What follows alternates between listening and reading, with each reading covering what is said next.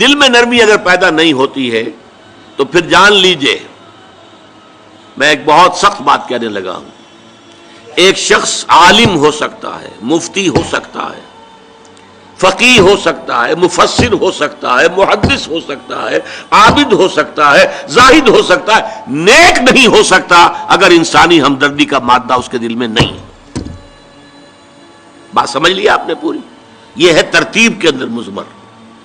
نماز اور زکوٰۃ کا ذکر بعد میں، وَآتَ الْمَالَ عَلَىٰ حُبِّهِ ذَوِي الْقُرْبَىٰ وَالْيَتَامَىٰ وَالْمَسَاكِينَ وَابْنَ السَّبِيلِ وَالسَّائِلِينَ وَفِي الرِّقَابِ، یہ پہلے آ رہا ہے۔ اور آپ میں سے بہت سے حضرات کو یاد ہوگی چوتھے پارے کی پہلی آیت، جو اس معاملے میں یوں سمجھیے قول فیصل، لَن تَنَالُوا الْبِرَّ حَتَّىٰ تُنْفِقُوا مِمَّا تُحِبُّونَ، تم ہرگز نیکی کے مقام کو نہیں پہنچ سکتے جب تک خرچ نہ کرو اس میں سے جو تمہیں محبوب ہے۔ اگر آپ کا مال ایسا ہے جو دل سے اتر گیا ہے، کپڑے بوسیدہ ہو گئے ہیں دے دیے غریب کو، جوتے ٹوٹ گئے دے دیے کسی کو، یہ نہیں ہے، یہ نیکی نہیں ہے۔ نیکی کیا ہے؟ مما تحبون، جو تمہیں پسند ہو وہ مال۔ لن تنالوا البر، یہ نوٹ کر لیجیے جنہیں عربی سے کوئی تھوڑا سا بھی کوئی مس ہے کہ لام اور نون کے ساتھ جو نفی آتی ہے فعل مضارع کے اندر، اس سے زیادہ تاکیدی نفی نہیں۔ لن تنالوا البر، ہرگز ہرگز نہیں پہنچ سکتے نیکی کے مقام کو، حتی تنفقوا مما تحبون، جب تک کہ تم خرچ نہ کرو اس میں سے جو تمہیں پسند ہو۔ اپنے محبوب مال کو جب تک خرچ نہیں کرو گے اللہ کی رضا مندی کے لیے، اللہ کی رضا جوئی کے لیے، اس وقت تک نیکی کا مقام حاصل نہیں کر سکتے۔ حدیث میں نے آپ کو سنا دی، من یحرم الرفق، رفق کہتے ہیں دل کی نرمی، اسی سے لفظ رفیق بنا ہے۔ رفیق وہ ہیں جو آپس میں ہمدرد ہیں، غم گسار ہیں، ایک دوسرے کا درد بانٹنے والے ہیں، ایک دوسرے کے دکھ کو اپنے دل میں محسوس کرنے والے ہیں۔ میں نے ہمدردی کی وضاحت پچھلی نشست میں کی تھی۔ ہمدردی، ہم جماعت، ایک جماعت میں پڑھنے والے، ہم عصر، ایک زمانے کے لوگ۔ ہمدرد وہ جن کا درد جو ہے وہ کامن ہے، مشترک ہے، ایک کے درد کو دوسرا محسوس کر رہا ہے۔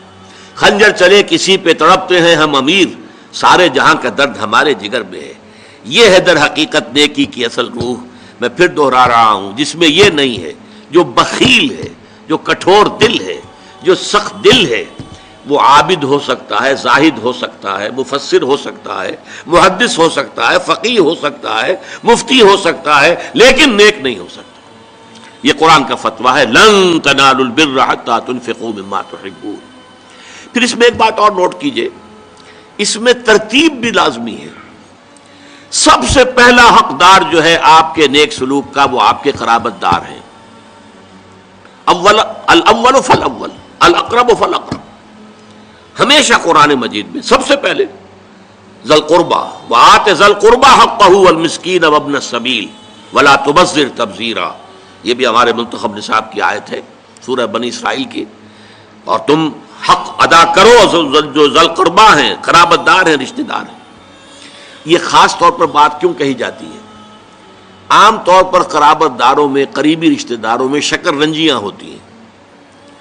اب فلاں جو ہے، فرض کیجئے کہ کوئی چھوٹا بھائی فوت ہو گیا یا بڑا بھائی فوت ہو گیا ہے، اب دوسرا بھائی جو ہے اچھا ہے، جو فوت شدہ بھائی ہے اس کے حالات اب خراب ہیں، بیوہ ہے، بچے ہیں، کوئی ذریعہ معاش نہیں ہے، اور یہ شخص جو ہے وہ صاحب ثروت ہے، صاحب دولت ہے، یہ اوروں کو تو خیرات دے گا، اپنے یتیم بھانجا اور بتیوں کو نہیں دے گا۔ کیوں؟ انہوں نے یہ کیا تھا، انہوں نے یہ کیا تھا، انہوں نے فلاں وقت یہ کہہ دیا تھا، وہ بھابھی نے فلاں وقت جو ہے میرے ساتھ یہ معاملہ کیا تھا۔ اس حوالے سے شکر رنجیوں کی وجہ سے ان کو چھوڑ کر دور دراز جا کر ریوڑیاں بانٹی جائیں گی، لیکن جو اصل حقدار ہیں ان کو چھوڑ دیا جائے گا۔ اس کا تجزیہ کیجئے، اس کا مطلب ہے یہ اللہ کے لیے نہیں دیا جا رہا۔ اگر اللہ کا جذبہ ہو اللہ کو راضی کرنا، تو پھر تو دیکھو کہ اللہ نے سب سے پہلا حقدار کس کو بنایا، پھر تو دیکھنا ہوگا ترتیب اللہ کی۔ اللہ کی ترتیب میں تو آت المال علی حبہ ذوی القربیٰ، ذوی القربیٰ سب سے پہلے ہے، اس کے بعد یتامہ ہیں، مساکین ہیں، وابن السبیل ہیں، والسائلین ہیں، وفی الرقاب ہیں، لیکن اولین جو ہیں ذوی القربیٰ ہیں۔ جس حدیث آتی ہے کہ حضور نے فرمایا من احب للہ وابغض للہ وَأَعْطَى لِلَّهِ وَمَنَعَ لِلَّهِ فَقَدْ اسْتَكْمَلَ الْإِيمَانَ. جس نے اگر کسی سے محبت کی تو اللہ کے لیے محبت کی کہ اللہ کو پسند ہے کہ اس سے محبت کی جائے، اور کسی سے بغض اور عداوت رکھی تو وہ بھی اس لیے کہ اللہ کو پسند ہے کہ اس سے بغض رکھا جائے، اور اگر کسی کو کچھ دیا تو اس لیے کہ اللہ کو اس کا دینا پسند ہے، اور کسی سے کچھ روکا تو اس لیے روکا کہ اللہ کو اس کا روکنا پسند ہے. یعنی انسان کے تمام اعمال کا اصل موٹو جو ہے وہ ذات باری تعالی اور اس کے احکام اور اس کی پسند اس کی ناپسند بن جائے. اگر یہ ہو جائے من احب للہ ہے وابغض للہ ہے واعطى للہ ہے ومنع للہ ہے فقد استکمل الایمان، تو ایسے شخص نے تو اپنے ایمان کی تکمیل کر لی. یہ کمال ایمان کا مقام ہے. وتعلو همتي دوما وتسبق خطوتي الأزمان، فوقتي لا أضيعه بما يفضي إلى الخسران، وكفي لا يفارقها أداء البر والإحسان، ولا تدري شمالي عن يميني